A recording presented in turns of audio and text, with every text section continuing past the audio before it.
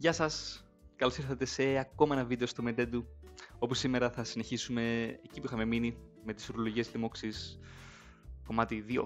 Ωραία. Συνεχίζουμε με την πυελονεφρίτιδα και μετά θα δούμε κάποιες άλλες έτσι ωραίες κλινικές οντότητες όπως η προστατίτιδα, σχετιζόμενη με ουροκαθετήρα, ουρολίμωξη κτλ.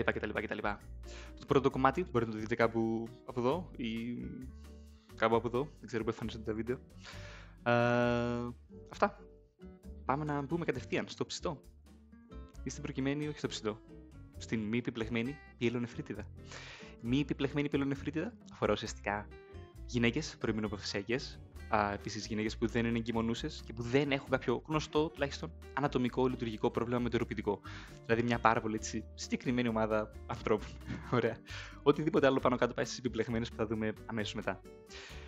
Οκ, πώς θα μας μπει η υπόνοια για τη μη επιπλεγμένη πυελονεφρίτιδα. Ουσιαστικά ο ασθενής αναφέρει πυρετό, τυπικά, πόνο στην οσφή, μπορεί επίσης να υπάρχει κανένας εμετός και μπορεί να υπάρχουν ή να μην υπάρχουν δυσφορικά συμπτώματα. Okay. Τώρα, ιδανικά, αν έχει πυρετό, πόνο στην οσφή με δυσφορικά συμπτώματα, η διάγνωση πάνω κάτω τέθηκε μόνη της. Απλά λέω. Η πρώτη σημαντική δράση που πρέπει να κάνουμε όταν βρούμε έναν ασθενή με πυελονεφρίτιδα είναι να αποκλείσουμε ότι υπάρχει ουσιαστικά απόφραξη στο ουροπιτικό. Διότι αν υπάρχει απόφραξη, ο ασθενής μπορεί να γίνει ταχύτατα ασηπτικός. Ωραία. Και ταχύτατα επίσης να πεθάνει. Πώς θα αποκλείσουμε το να υπάρχει απόφραξη? Με έναν υπέρηχο θα ήταν μια πρώτη πάρα πολύ καλή λύση. Αν μετά όμως δούμε ότι ο ασθενής λάβει θεραπεία μετά από κάνα 2-3 μέρες, ουσιαστικά πάνω από 72 ώρες, δεν βελτιώνεται, τότε μάλλον θα χρειαστεί αξονική. Okay. Σίγουρα επίσης πρέπει στα πλαίσια της πυελονεφρίτιδας να πάρουμε καλλιέργεια ούρων. Πάρα πολύ σημαντικό, okay, για να δούμε ποιο παθογόνο είναι, αν το πιάνει η αγωγή μας, αν δεν το πιάνει κτλ. Εντάξει. Στην αντιμετώπιση, δεν μπορείτε να δείτε τις γενικές γραμμές. Εξνοσοκομιακά πάνω κάτω κοινολώνες, ενδονοσοκομιακά πάνω κάτω στις μη επιπλεγμένες θα δώσει διάφορα πράγματα. Αλλά μάλλον αμινογλυκοσίδες είναι κάτι άλλο. Αν ο ασθενής μας έχει αντένδειξη για να πάρει κοινολώνες, μπορεί να πάρει κάποια β-λακτάμι, ωραία, ή τριμεθοπρίμη σουλφαμιδοξαζόνη. Αν τα τοπικά, ας πούμε, μικροβιολογικά δεδομένα δείχνουν ότι υπάρχει ευαισθησία. Αν όμως δεν υπάρχουν τοπικά μικροβιολογικά δεδομένα, όπως συνήθως συμβαίνει στην Ελλάδα, ή αν το σχήμα που θα δώσουμε δεν είναι κοινολόνη και θέλουμε να στείλουμε τον ασθενή στο σπίτι, θα ήταν καλό να γίνει πρώτα έτσι μια αρχική δόση με κάποιο αντιβιωτικό με μεγάλη δράση. Ενδοφλέβεια. Ωραία. Όπως π.χ. και φτριαξόνη. Πιο ισχυρά αντιβιωτικά, του στυλ καρβαπενέμες κτλ. Πιο καλά να τα κρατήσουμε για άλλες καταστάσεις. Όπως αν υπάρχει έτσι ισχυρή υπόνοια ότι ο ασθενής έχει κάποιο πολύ ανθεκτικό τέλεχος ή αν ο ασθενής μας είναι σηπτικός, ας πούμε. Εντάξει. Έχει πάρα πολύ ωραίες οδηγίες η Ίντσα για πολύ ανθεκτικές λοιμώξεις από γκράμα αρνητικά. Θα τις βάλω ακριβώς κάτω στο περιγραφή, από στείλει να μπορεί να τα δει. Οκ, αλλά τέλος πάντων, γενικές γραμμές εδώ. Σχήματα από το στόμα. Μπορείτε να δούμε εδώ έτσι ωραία. Αν ο ασθενής μας, ας πούμε, ότι τον έχουμε κάνει εισαγωγή, ξεκίνησε να βελτιώνεται. Μόλις ξεκίνησε να βελτιώνεται, μπορεί να γίνει αλλαγή από ενδοφλέβεια αγωγή σε από του στόματος. Εντάξει, έχουν μια χαρά πάρα πολύ καλή δράση. Η διάρκεια της αγωγής μας πρέπει να είναι περίπου 7 με 10 ημέρες, λαμβάνοντας μέσα υπόψη τις ημέρες που έχει λάβει ενδοφλέβεια. Ωραία. Και για την παρακολούθηση, μάλλον δεν χρειάζεται. Εντάξει, αν ο ασθενής μας είναι ασυμπτωματικός, δεν έχει άλλα προβλήματα, δεν χρειάζεται να ξαναδώσουμε ούτε καλλιέργειες ούρων, ούτε γενικές ούρων, ούτε τίποτα. Εντάξει. Αυτά. Για τις μη επιπλεγμένες. Κάποια ενδοφλέβεια σχήματα εδώ μπορείτε να δείτε με την ησυχία σας. Μπούμε επίσης εδώ. Οκ. Και πάμε στις επιπλεγμένες ουρολιμώξεις, όπου ουσιαστικά αφορούν οποιοδήποτε άνθρωπο δεν εμπίπτει στις μη επιπλεγμένες. Δηλαδή πάνω κάτω όλους τους άντρες, δηλαδή το μισό πλανήτη, τους ζαχαροδιαβητικούς, τις εγκυμονούσες, αν υπάρχει απόφραξη κτλ. Μπορείτε να δείτε εδώ. Ωραία. Άρα ουσιαστικά το αληθινό ερώτημα είναι ποιος αφορά η μη επιπλεγμένη ουρολίμωξη. Πάνω κάτω κανένα. Λοιπόν, γιατί θεωρείται λοιπόν μια ουρολίμωξη επιπλεγμένη? Ουσιαστικά θεωρούμε επιπλεγμένη την ουρολίμωξη η οποία μάλλον δεν θα θεραπευτεί εύκολα. Πιο δύσκολο δηλαδή να επιπλεχθεί η θεραπευτική της πορεία. Οκ. Η διάγνωση πάνω κάτω τα ίδια με πριν, αλλά πρέπει να έχουμε υπόψη κάποιες άτυπες εκδηλώσεις. Μπορεί να δούμε αν, ας πούμε, ο ασθενής έχει ριζική κυσεκτομία ή αν έχει νεφροστομίες κτλ. Παρατηρούμε ότι υπάρχει μεγάλη ετερογένεια, δηλαδή στους ασθενείς που έχουν σχετιζόμενη με ουροκαθετήρα, πάνω κάτω αν βγάλεις τον ουροκαθετήρα, η ουρολίμωξη πάνω κάτω πάει καλά. Αν όμως ο ασθενής έχει απόφραξη και δεν απομακρύνει την απόφραξη, πάνω κάτω ο ασθενής θα πεθάνει. Άρα είναι μια ομάδα πάρα πολύ μεγάλη, πάρα πολύ ετερογενής. Okay. Επίσης, είναι καλό να μην λησμονήσουμε όταν βλέπουμε τέτοιους ασθενείς με επιλεγμένες ουρολιμόξεις ότι συμπτώματα από το κατώτερο δεν κάνουν μόνο οι ουρολιμόξεις. Δηλαδή, μπορεί ο ασθενής να έχει δυσλειτουργία στο αυτόνομο ή μπορεί να έχει κάποια απόφραξη του οδού, της εξόδου της ουροδοχού κίστης. Okay. Παθογόνα, κλασικά, κολοβακτηρίδιο, κλεψιέλες. Μπορεί να δούμε πιο ύπουλα πράγματα όπως ψευδομονάδες, σεράτιες, πρωτείς κτλ. Okay. Οι γενικές αρχές όταν έχουμε μια επιπλεγμένη ουρολίμωξη, να την αντιμετωπίσουμε. Αντιβιόγραμμα. Okay. Άρα καλλιέργεια ούρων. Full σημαντικό. Το άλλο είναι να απομακρύνουμε τον παράγοντα που την προκαλεί, ας πούμε. Δηλαδή, αν έχουμε μια απόφραξη ή αν έχουμε έναν ουροκαθετήρα, να τα απομακρύνουμε. Και το τελευταίο είναι να ξεκινήσουμε την αντιβιωτική μας αγωγή ενδοφλέβεια πριν μεταβούμε από του στόματος. Okay. Πάνω κάτω, σε γενικές γραμμές, η αγωγή ξεκινά με αμινογλυκοσίδες, συν πλην κάτι άλλο, άμα χρειαστεί. Σχήματα 7 με 14 ημέρες είναι αρκετά καλά. Αν πρόκειται για άντρα, σίγουρα 14 ημέρες. Εντάξει.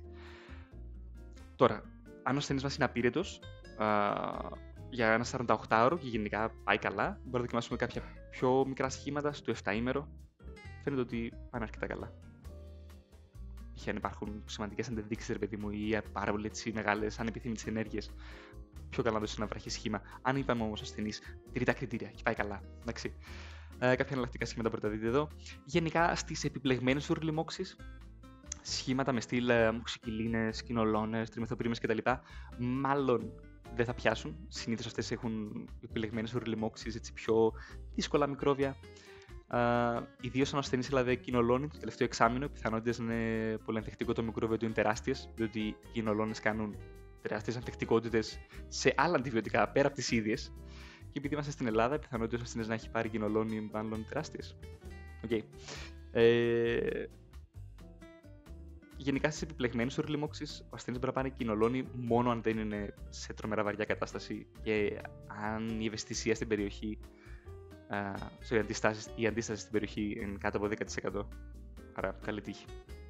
Okay. Γενικά, επιπλεγμένη ουρολιμόξη, πάνω κάτω αμινογλυκοσίδη, συμπλή κάτι άλλο. Πάμε να δούμε έτσι κάποιες συγκεκριμένες, όπως η ουρολίμωξη σχετιζόμενη με ουροκαθετήρα. Συγχωρείτε μισό λεπτό. Okay. Ουρολίμωξη σχετιζόμενη με ουροκαθετήρα. Πώς τίθεται η διάγνωση? Η διάγνωση αφορά ουσιαστικά άτομα τα οποία να έχουν ουροκαθετήρα ή να είχαν ουροκαθετήρα στις τελευταίες 48 ώρες. Στέλνουμε μια καλλιέργεια ούρων, όπου βλέπουμε να υπάρχουν πάνω από 10 στην τρίτη απικίες, τότε μαζί με συμπτώματα υπάρχει ουρολίμωξη σχετιζόμενη με ουροκαθετήρα. Ποια είναι τα συμπτώματα όμως? Συμπτώματα μπορεί να είναι ένας νέος πυρετός, μια καινούρια ανησυχία, μια αποδιοργάνωση, να υπάρχει θετικό τζορντάνο, να υπάρχει ξαφνικά, επιλική δυσφορία. Αν έχουμε αφαιρέσει τον ουροκαθετήρα, ο ασθενής να παραπονιέται για δυσουρικά συμπτώματα ή περιδικό άλογος. Εντάξει. Αυτά είναι κάποια συμπτώματα που πρέπει να συνοδεύουν για να πούμε ότι ο ασθενής έχει ουρολίμωξη σχετιζόμενη με ουροκαθετήρα. Ποιοι είναι οι παράγοντες κινδύνου που μπορεί να εμφανίσει ο ασθενής για να εμφανίσει ουρολίμωξη με ουροκαθετήρα? Ουσιαστικά, ο πιο σημαντικός παράγοντας είναι το πόσο καιρό έχει τον ουροκαθετήρα. Ωραία, αν εγώ έχω τον ουροκαθετήρα 30 ημέρες, πιο πιθανό να έχω ουρολίμωξη σχετιζόμενη με ουροκαθετήρα παρά να τον έχω για 3 ημέρες.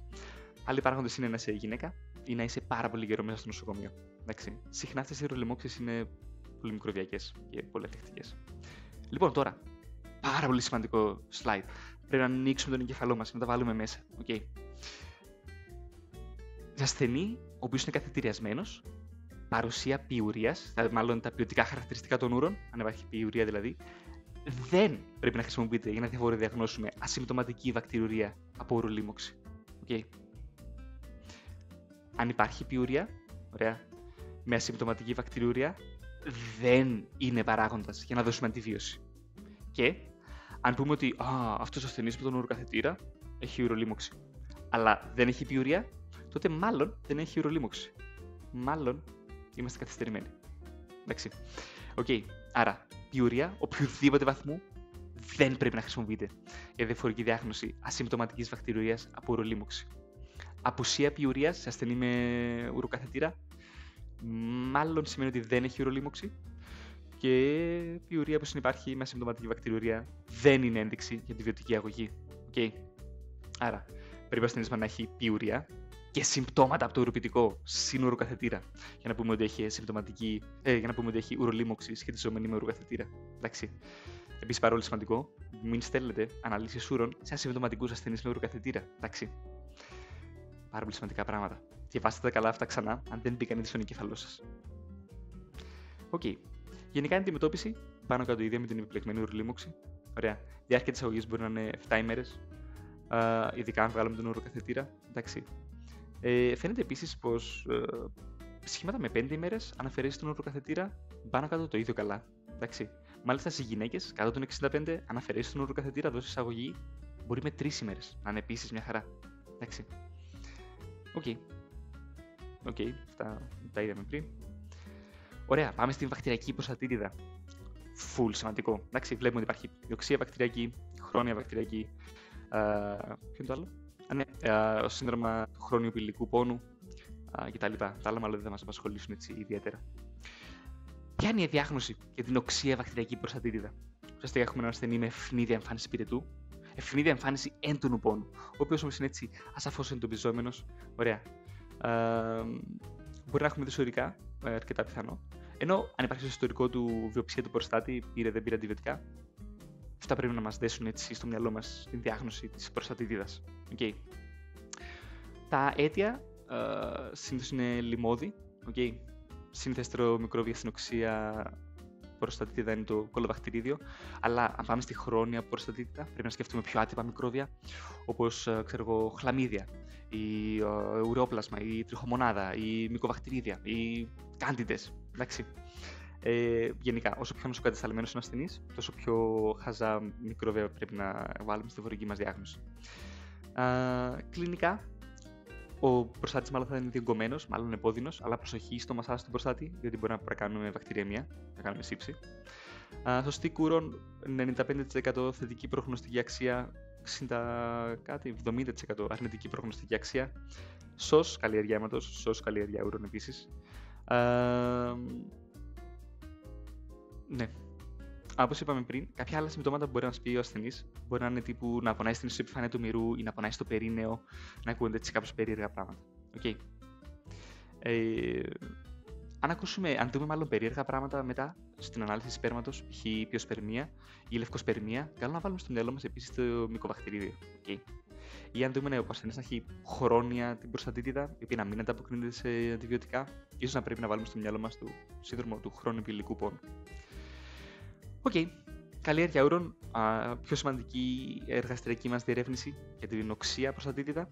Αλλά όταν πάμε στη χρόνια προστατήτηδα, πιο σημαντική μας διερεύνηση είναι το Stamey-Myers test, αλλά μάλλον θα μας απασχολήσει ιδιαίτερα. PSA, καλό τεστ για να δούμε στην οξία προστατήτηδα. Συνήθως στο 60% βρίσκεται ανεβασμένο, ενώ στη χρόνια προστατήτηδα μόνο στο 20% ανεβασμένο. Βιοψία προστάτη πιο καλά την βγάλουμε με το μυαλό μας, γιατί μπορεί να κάνει τον ασθενή σηπτικό. Αν θέλουμε να δούμε για χλαμίδια, το τραχωμά της πρέπει να το δούμε στην ανάλυση των πρώτων προϊόντων ούρων. Αυτά έτσι κάποια γενικά πράγματα για τα εργαστηριακά μας. Αντιμετώπιση, όπως είπαμε πριν, πάνω κάτω. Αμινογλυκοσίδες, συμπλήν κάτι άλλο. Αγωγή θα χρειαστεί για κάνα 2 κάτι εβδομάδες, μάλλον μπορεί παραπάνω. Okay. Αν υπάρχει βελτίωση, μπορεί να είναι 2, μπορεί να χρειαστεί μέχρι 4, το βλέπουμε. Αν έχουμε άτυπα μικρόβια, μάλλον αντζεθρομικίνη. Αν έχουμε τριχομονάδα, μάλλον τρονιταζόλη. Ένα σημαντικό πράγμα επίσης στην προστατήτηδα είναι να δούμε για απεικόνηση, να δούμε αν υπάρχει κάποιο απόστημα στον προστάτη. Αν και γενικά, αν υπάρχει απόστημα, είτε χειρουργική αντιμετώπιση είτε συντηρητική αντιμετώπιση, μάλλον πάει το ίδιο καλά. Αν όμως το απόστημα είναι κάπως μεγάλο, αν πάνω από 1 εκατοστόμετρο ας πούμε, μάλλον μπορεί να χρειαστεί να υπάρχει χειρουργική αντιμετώπιση μαζί με τα συντηρητικά.